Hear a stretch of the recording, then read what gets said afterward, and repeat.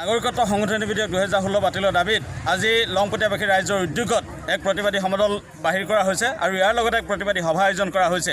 ইয়াৰ যোগেদি আমি অসম তথা কেন্দ্ৰীয় চৰকাৰক তেওঁলোকৰ যিটো স্বৈৰাচাৰী যিটো চৰিত্ৰ, তেওঁলোকে কেৱল উগ্ৰ বৰ্ণবাদ যিটো হিন্দুত্ববাদৰ দোহাই দি কেৱল এখন উগ্ৰ হিন্দু ৰাষ্ট্ৰ গঠনৰ যিটো সপোন দেখিছে, তাত অসমবাসীয়ে কেতিয়াও হ'বলৈ নিদিয়ে। অসমৰ সৰ্বস্তৰত এতিয়া প্ৰতিবাদ হৈছে।